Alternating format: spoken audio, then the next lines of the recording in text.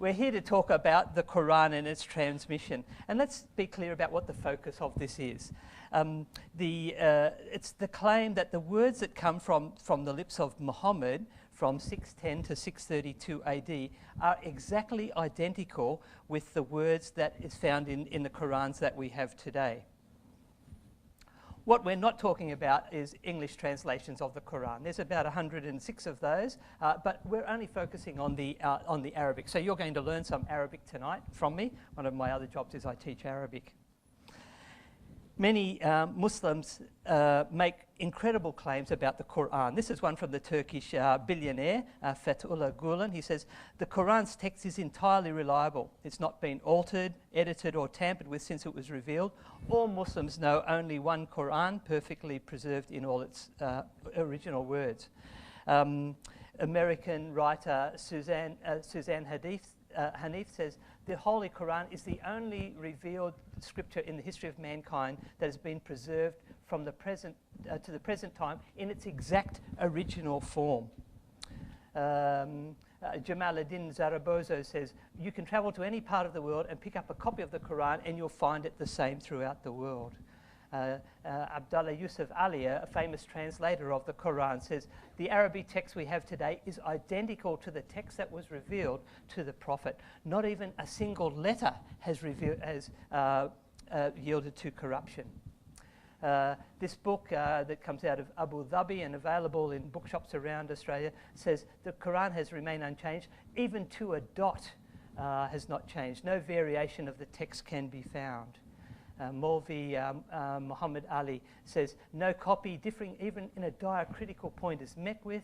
A manuscript with the slightest variation in text is unknown. And finally, Al-Hajj Jijola decided to borrow from Jesus' words. He says, the Quran is fully preserved and not a jot or tittle has been changed or left out. So these are the kinds of typical claims that you'll often find people making, but there's one thing wrong with them, they're not true. If you go to this bookshop in Jordan, which I've been to in Amman, you'll be able to see 24 different versions of the Arabic Quran. I'll put the English terms up there. You can order them online and they'll be here within a couple of days. Or you could go to Lebanon. And again, there are 13 different Arabic versions of the Quran that you can buy. These are not English translations, these are Arabic versions.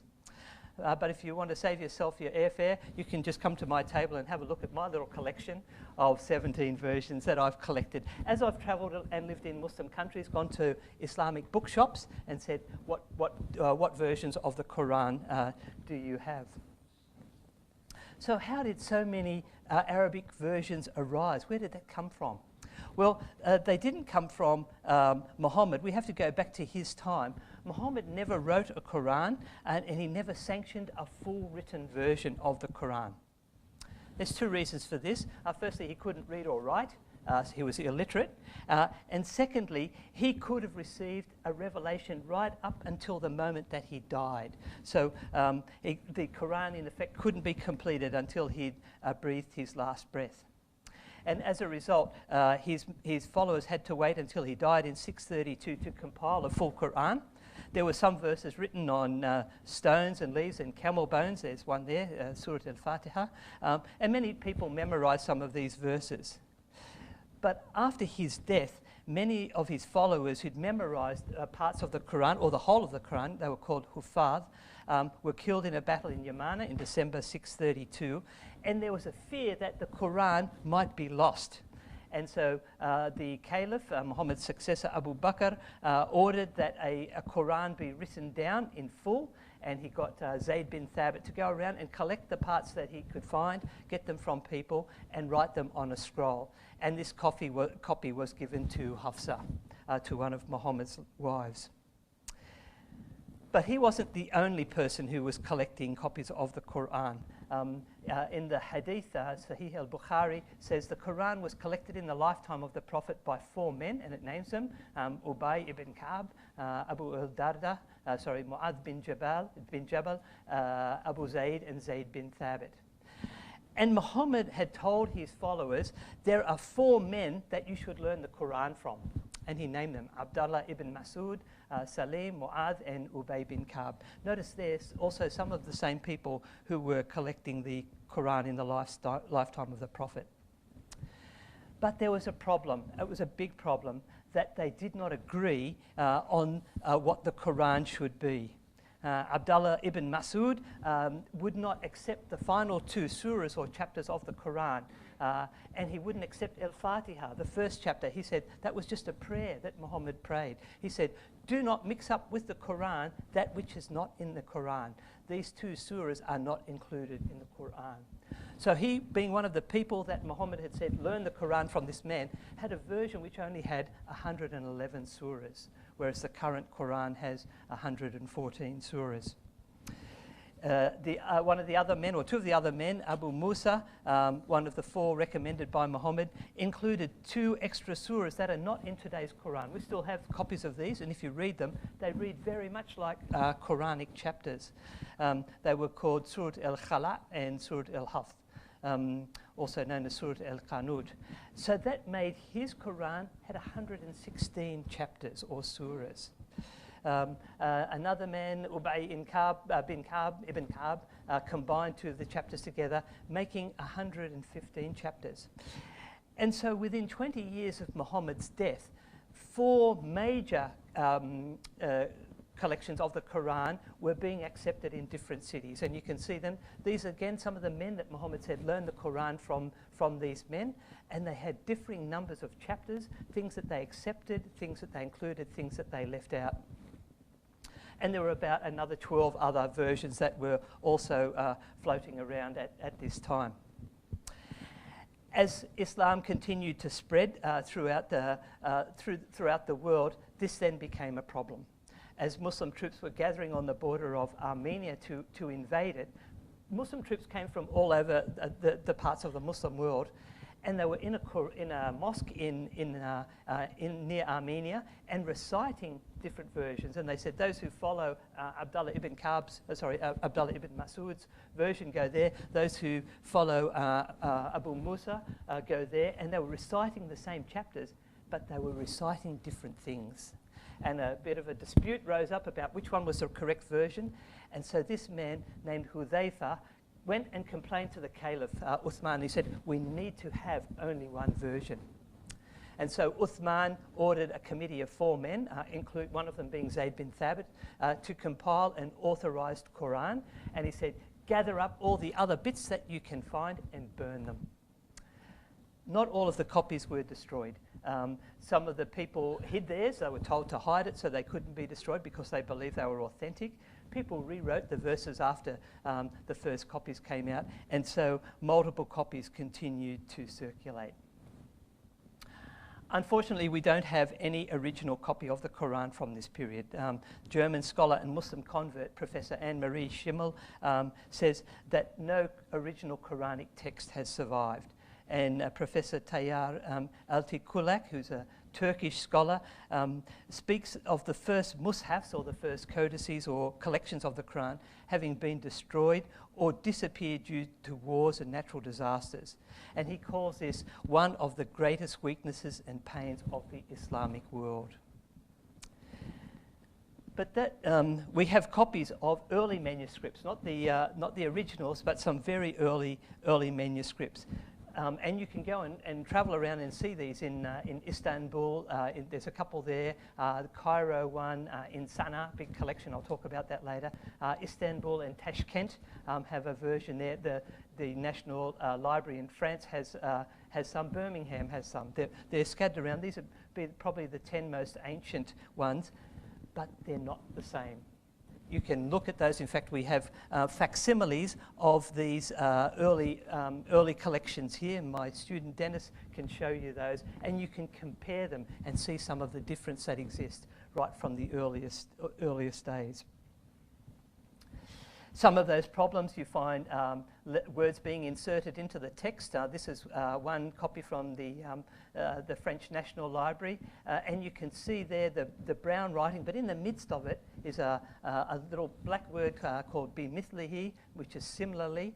That wasn't in the original, but at a later stage, someone put that in so it would conform with the standard text that's accepted today.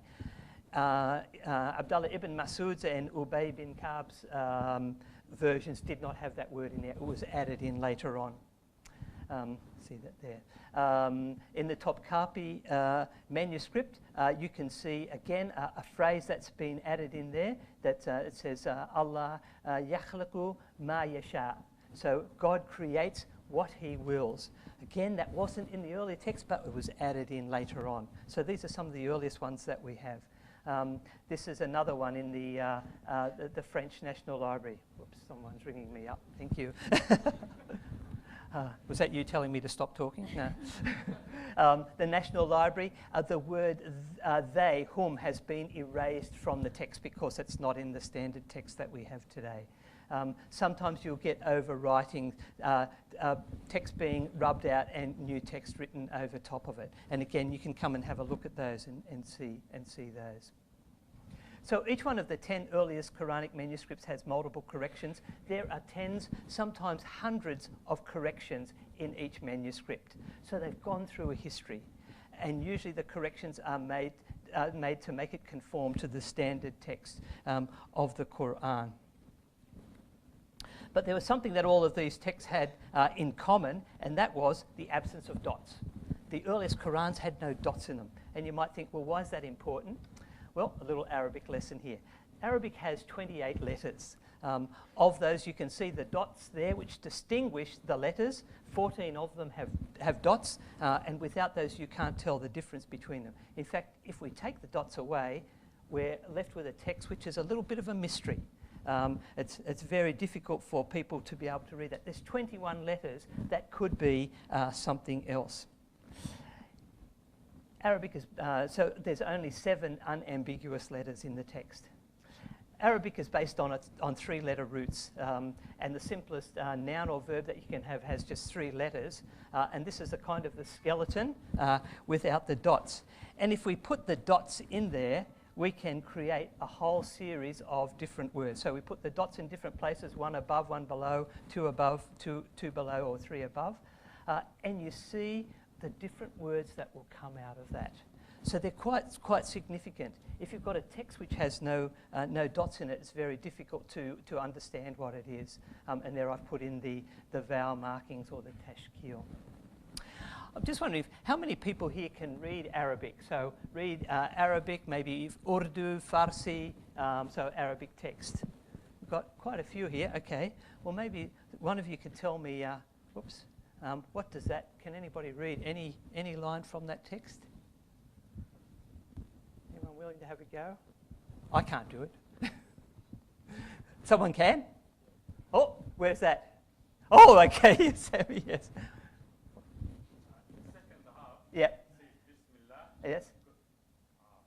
Because I know that in my background, You know what? there is no dots. Yes. It's supposed to be Bismillah Rahman Rahim, but there is no dots. No dots yet. I wouldn't be able to. Oh, okay, because you know that's what it is. I'm putting the dots. Putting it in your head, yes, yeah. Can you read the rest of it? Second. Can you read the rest of it? Yeah, only that bit, yeah. Thank you, Sammy. If you put the dots in, it becomes very easy to read. It's quite legible, and the dots and the vowel markings make it possible for someone to be able to read it. This is the Birmingham text, by the way, which I'll talk a little bit about later on. But as we compare, and with my 17 versions here, I've got a team of Arab scholars who've gone through them, and we've looked at some of the differences that you find in them. And you can see here the words that are circled. You can see at the beginning of the word, some have got 2 dots above or 2 dots below. It changes the meaning of them. Excuse me, here's another one. You've got the word kabirun, or another one kathirun. A change in the meaning because of the putting the dots in its place. Here's another one, the Hafs version and the Ruh version, so 2 of the ones that we have there. And again, the Hafs version actually breaks a grammatical rule. You should have a verb with a feminine noun. This one has a feminine a masculine verb with a feminine noun. But the Ruh version actually corrects it. So at some stage, someone said, no, those dots should be in another place, and so they've come out with a slightly different version of it. The Susi version, again, we've got the word he yukaffiru, he will expiate, changes to nukaffiru. So the dots do actually make a change in the meanings of them. Another one, this one actually changes a verb from an active verb. Many a prophet fought, and the word is qatala. And in the other version, where they've put different markings in there, many a prophet was killed, qutila. So it changes the meaning of the version. Sometimes you'll get a verb changing from a statement to a command. So in the Hafs and the Warsh versions, these would be the two most popular ones in the world. The Saudis are pushing the Hafs version. The Warsh one is popular in the Maghreb, in Algeria and Tunisia and Morocco. It gets changed to a command, qul, say. How widespread are these versions? Well, I mentioned before I've got a team of Arab people who are going through these different versions. We're finding an average of 100 to 150 consonantal differences or dots in every version. There's about 5,000 vowels or marking differences per version. So there's quite significant changes in them, and it's a fair bit of work for us to go. And on the left-hand side, you can see some of the work that our team has been doing. None of this, by the way, is a surprise to Islamic scholars. Back in the 900s, so over 1,000 years ago, this librarian, a guy called Abi Yaqub Nadine, had a list of books, a bibliography of books about discrepancies of the Quranic manuscripts, written by 7 different authors around that time, or that had come into being around that time. Let's talk about the Birmingham copy, because this is the one that's really got the news last year. The Quran actually only consists of 2 pages. It's not a full Quran. People refer to it as a Quran, but it's actually just 2 pages. It has been carbon dated about 568 to 645 with 95% accuracy. So they have to do a kind of a time period. So there, that's about, somebody do the maths for me, about 60, maybe 80 years. And it can say, well, we're pretty sure it happened during that period. If you get a smaller period, then your accuracy decreases.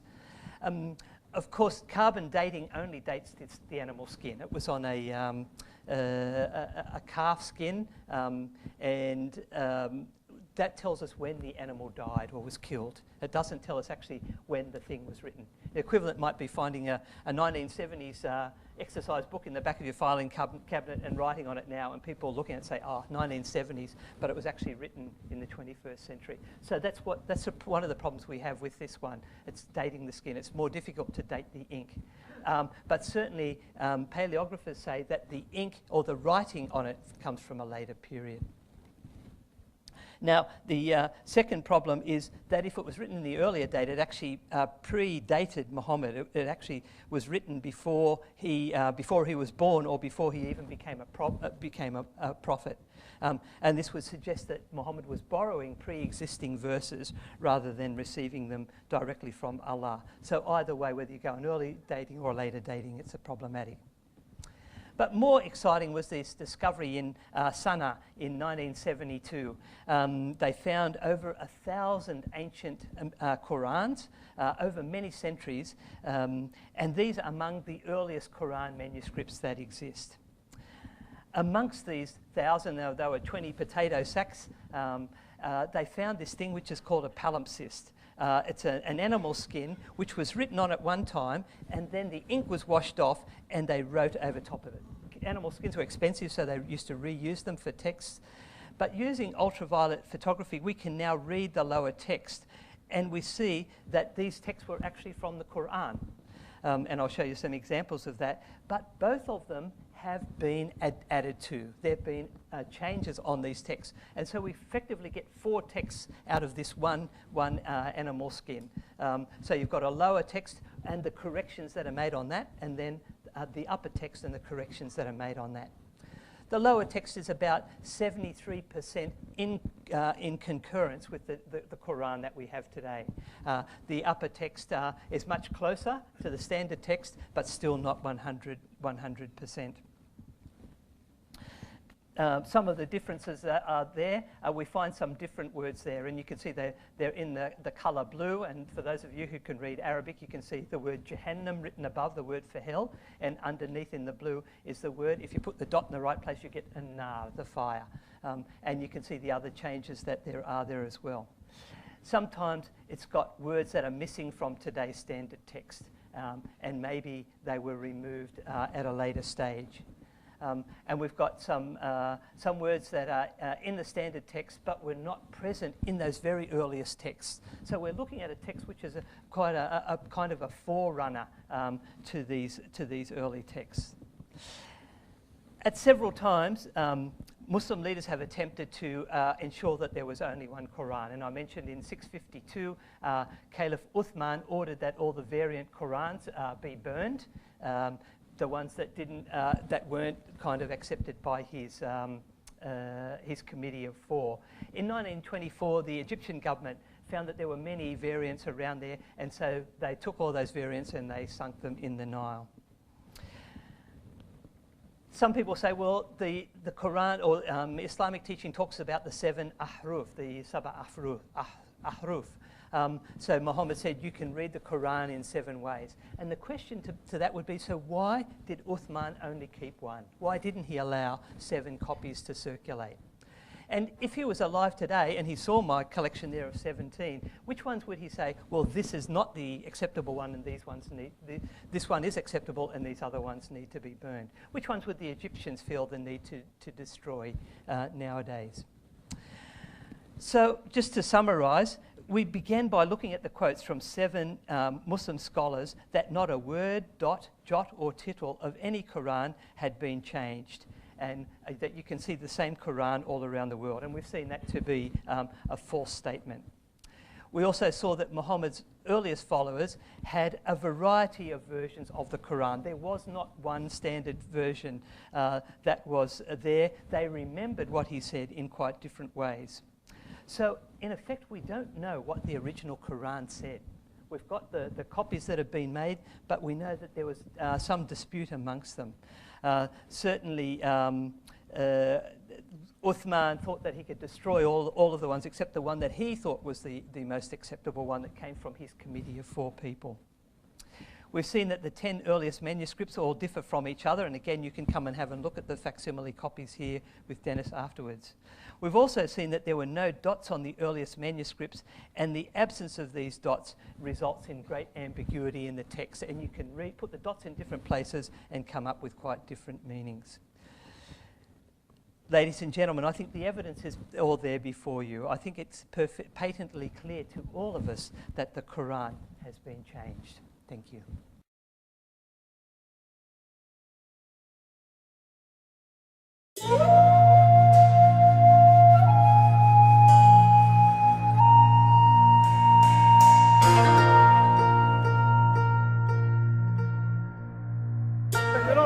Now hold these up, and what do we now know about these Qurans? Nothing.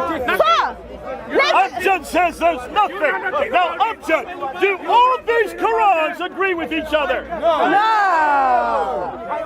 Are there 2 Qurans that agree with each other? No. Is there even one Quran that agrees with the Quran we have here today? No. This is the Quran we use today. It's the same Quran. This is not the same Quran as these ones we have here today. Surah Ayah says, Yaksibuna. What's that mean? Yaksibuna. They lie. It means they lie. Okay? And over on this side, it says Yukazibuna. What does Yukazibuna? They cause in lies. They accuse others of lies. 140.